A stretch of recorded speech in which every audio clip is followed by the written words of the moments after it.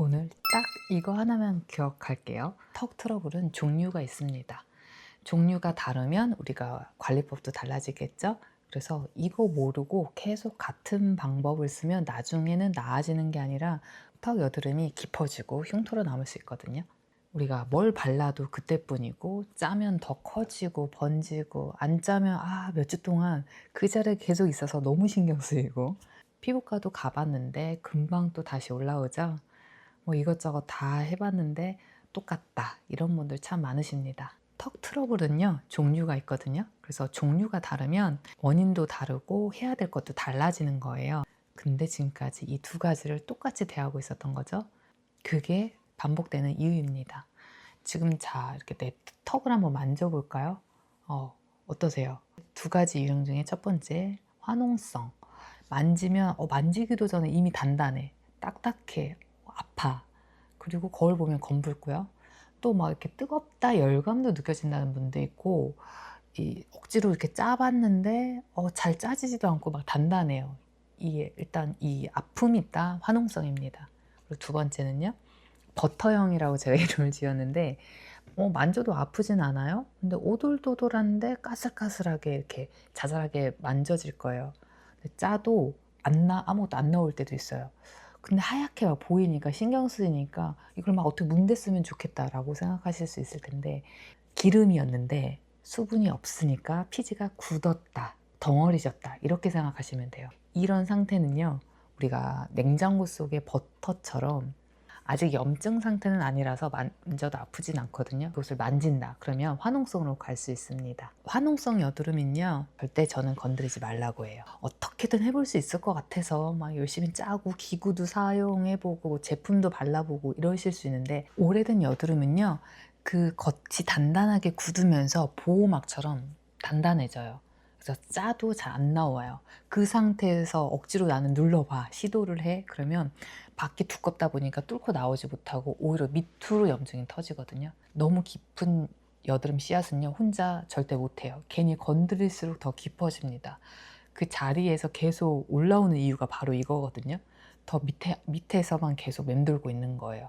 이건 전문가한테 가서 압출을 하든 전문 케어를 받아야 하는 상태입니다. 건드리지 말고요, 타이밍 맞춰 전문가를 찾아가세요. 그리고 버터형이라면 제가 수분이 부족하다고 하니까 그럼 수분크림 더 발라야겠다 라고 생각하실 수 있는데요, 수분크림으로는 안 됩니다.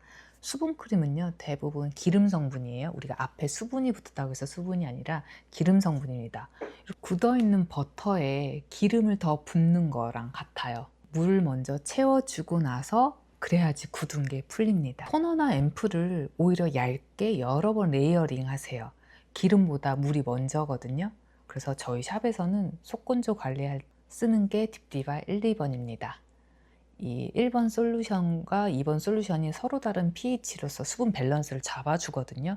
제가 좀 전에 말했던 이 버터형은요, 이 수분 밸런스가 깨진 상태이기 때문에 내가 수분 크림, 기름보다는 수분 역할을 하고 있는 토너와 앰플을 먼저 계속 해주라는 거예요.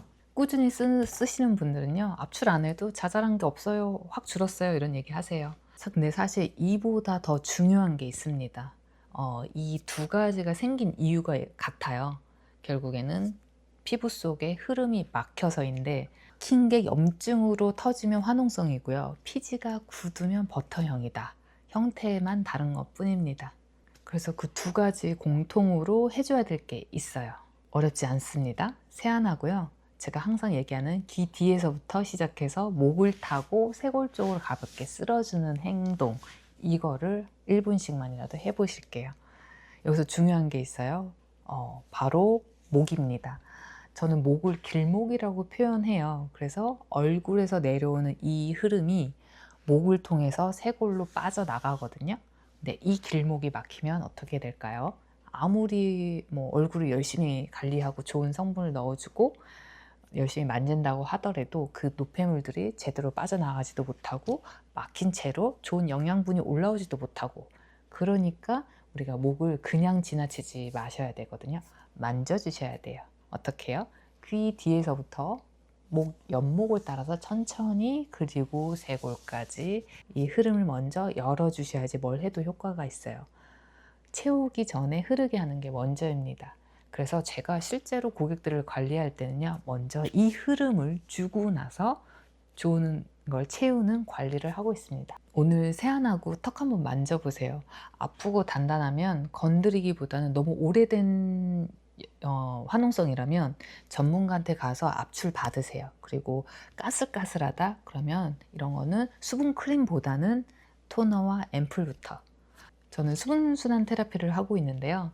오늘 말씀드린 이 흐름을 흐르게 하는 정체 이야기, 정체되면 안 됩니다. 이런 얘기를 내 피부가 예전 같지 않다.